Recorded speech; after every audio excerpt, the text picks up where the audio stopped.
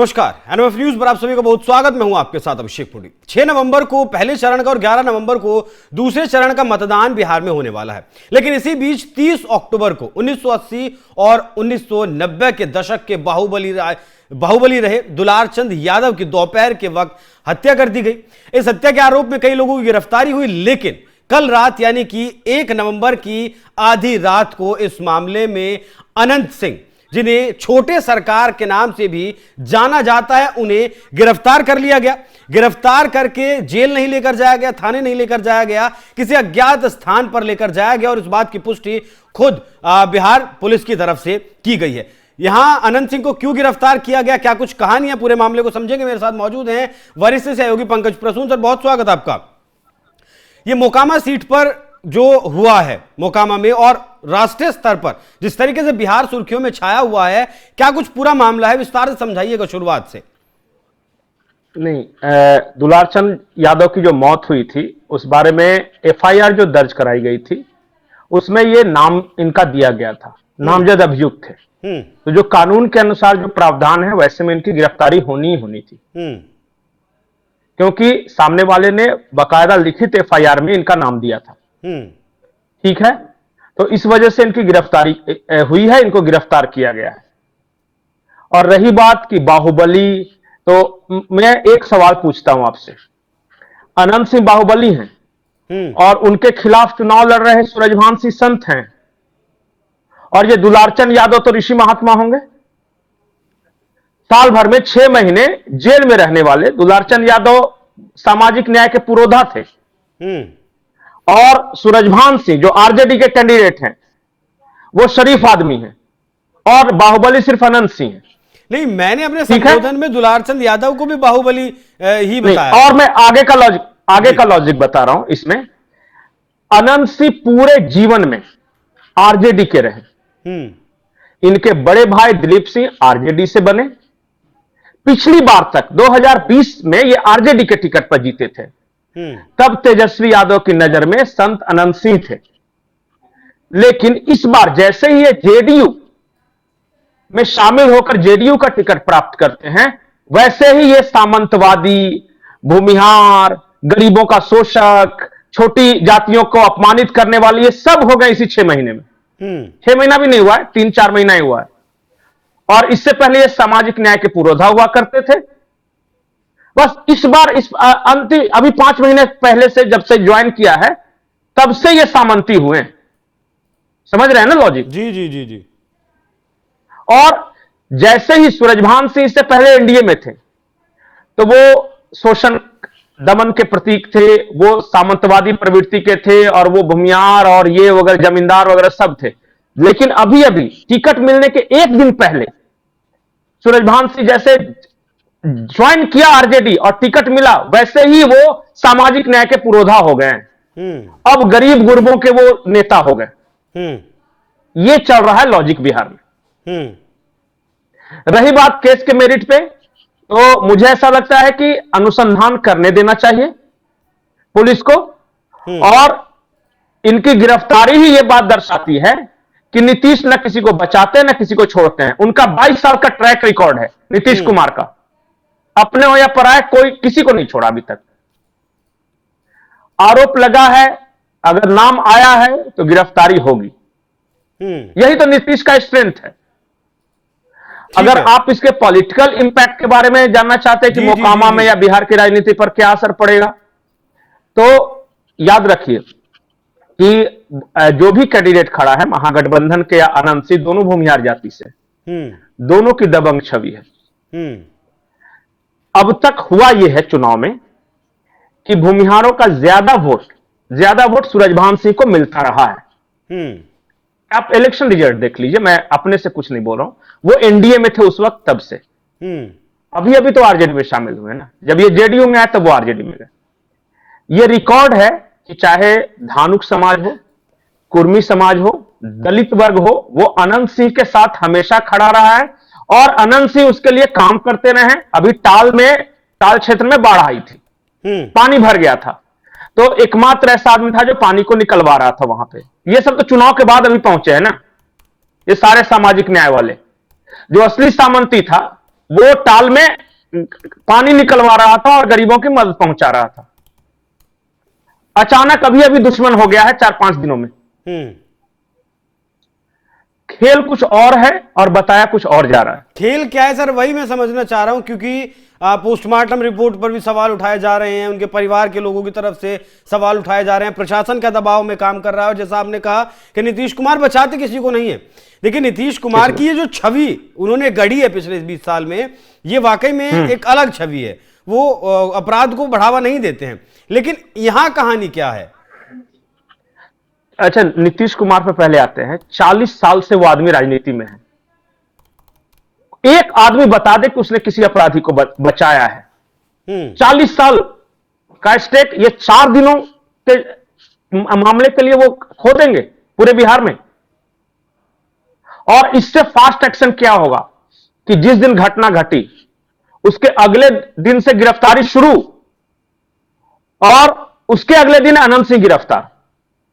मतलब 40 घंटे भी नहीं बीते हैं, 80 लोगों की गिरफ्तारी हुई है, 80 लोगों की, इंक्लूडिंग अनंत सिंह।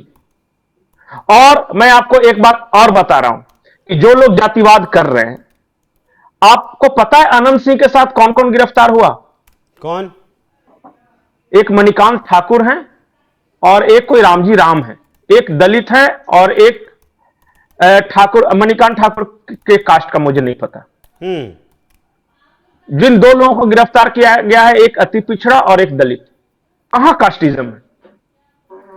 दिक्कत, असली कहानी ही यही है कि अनंत सिंह को चूंकि कमजोर वर्गों का साथ मिलता रहा था, उसकी लड़ाई लड़ते रहे हैं, तो उससे इसको कैसे डिटैच किया जाए, इसलिए सारी साजिश रची गई। आज तक का चुनावी रिकॉर्ड निकालकर देख लीजिए कि ये धानुक समाज, कुर्मी समाज, दलित समाज का वोट किसको मिलता रहा है? अनंत सिंह को, क्योंकि उनके लिए लड़ाई लड़ रहे थे। ये आरजेडी में थे ना पहले।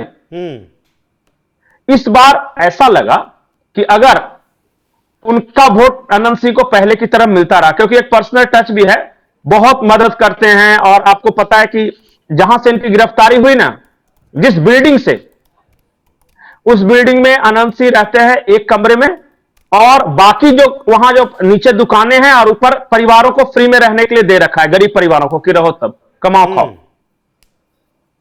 वहां से इनकी गिरफ्तारी हुई है। ठीक है। तो सामने वाले को लगा कि अगर पहले की तरह पिछड़े, अति पिछड़े दलितों का वोट मिलता रहा और एनडीए में होने का इस बार बुनियाद वोट मिलने का चांस है, तो हमारा क्या होगा? तो एक ऐसा रिफ्ट पैदा किया जाए कि किसी तरह पिछड़े, अति पिछड़े अनंत सिंह से कट जाए। इससे बेहतर क्या हो सकता था कि एक ऐसा नेता, दुलारचंद यादव के बारे में बोल रहा हूं, जो आरजेडी के टिकट का आकांक्षी था, उसको टिकट चाहिए था, उसको मिला नहीं, और वो मिल गया सूरजभान सिंह को, और वो चला गया जनसुराज की तरफ। तो अगर एक यादव की मौत हो जाती है तो जाहिर तौर पे यादव का सेंटिमेंट्स हाई होगा, और अगर मौत का आरोप किसी भूमियार पे लगता है तो और खाई बढ़ेगी, तो चौड़ी होगी। बिहार का बदलने की कोशिश की गई है, अभी परतें और खुलना बाकी है। अगर मैं आपको झूठ बोल रहा हूं तो बिहार में पिछले 4-5 दिनों से कई जगहों पे ऐसी घटनाएं हुई। कल ही मनोज तिवारी मृदुल के काफिले पर हमला हुआ है, जो दिल्ली वाले, जो दिल्ली से सांसद हैं, शायद यही इसी ऐसा की। मैं आपको घटनाएं बताता जा रहा हूं।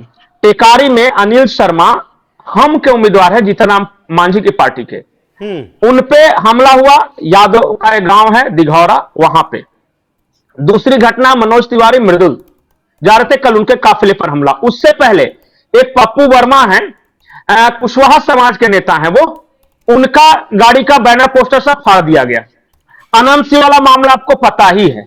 आपको क्या लगता है सारी घटनाएं? और अतरी में अशोक महतो, जिसपे ये बिहार फाइल्स बनी थी ना, जो अभी अभी कह के गया कि भूरा बाल साफ करो, उसकी पत्नी के प्रचार वाहन पे हमला हुआ। आपको नहीं लगता ये सारी घटनाएं समाज में जातिगत विद्वेष को बढ़ाने वाली घटनाएं हैं? और अच्छा बताइए, कौन जातिगत विद्वेष को बढ़ा रहा होगा? अंदाजा लगाइए, क्योंकि नीतीश कुमार तो बार बार सिर्फ विकास की बातें कर रहे हैं कि बिहार को बदल दिया। कौन ऐसा है जो बिहार में जातिगत विभेद बढ़ाकर वोटों की फसल काटना चाहता है? और सबसे महत्वपूर्ण बात कि किसको फायदा है इस मर्डर से। दुलालचंद यादव को मारने से अगर अनंत सिंह को 1 वोट का फायदा हो तो कोई बताए, 1 वोट का। उल्टा इनको तो सिर्फ नुकसान ही नुकसान है। कौन ऐसा नेता है जो जानबूझ के चुनाव हारने के लिए बीच चुनाव में किसी की हत्या करवाएगा? बिल्कुल सही बात है। इतना बेवकूफ समझें, इतना बेवकूफ समझें। बाकी मैं बार बार बोल रहा हूं, बार बार बोल रहा हूं, दुलारचंद की हत्या साजिश है।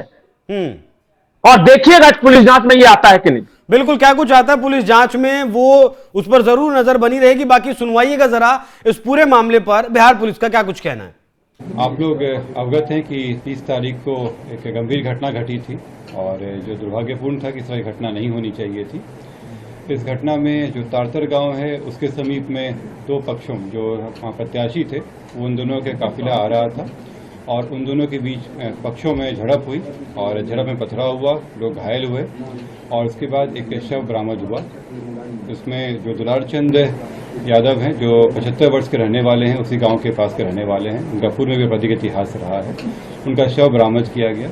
उसके बाद वहाँ पे दोनों पक्षों के द्वारा कांड दर्ज कराया गया। कांड दर्ज होने के बाद अनुसंधान प्रारंभ किया गया। पुलिस घटना की सूचना मिलते ही तुरंत पहुंची थी वहाँ पे और वहाँ से साक्ष्य भी इकट्ठे किए गए। घटनास्थल से कई जगह के फुटेज भी प्राप्त हुए जिससे क्या घटना हुई है उसके बारे में कई जानकारियाँ मिली। लोगों के गवाह भी सामने आए और उनकी गवाही भी ली गई। साथ ही कल मृतक का पोस्टमार्टम कराया गया, उससे भी हम लोग को अहम सुराग मिले। जो अभी तक के अनुसंधान में आया उसमें उससे प्रतीत हुआ कि ये जो घटना हुई है ये आदर्श संहिता का उल्लंघन भी हुआ है। इसमें ये एक गंभीर मामला भी था। हम लोग इलेक्शन कमीशन के द्वारा निर्देशित भी किया गया था कि शांतिपूर्ण ढंग से इलेक्शन होना चाहिए और इसमें जब अनुसंधान किया गया तो पाया गया कि जो प्रत्याशी हैं वो वहाँ पे मौजूद थे, उनके सामने में घटनाएं हुई हैं और जो कांड के मुख्य अभियुक्त भी हैं अनंत सिंह, उनकी आज गिरफ्तारी बेड़ना गांव से किया गया है। इसमें हम लोगों को जानकारी प्राप्त हुई थी, इनके 2 सहयोगी भी इनके साथ में थे जो उस घटनास्थल पर भी थे और उनकी भी गिरफ्तारी की गई है। ये 2 व्यक्ति हैं मणिकांत ठाकुर जो नदवा गांव के रहने वाले हैं और दूसरा रंजीत राम जो लदमा गांव के रहने वाले हैं। इस पूरे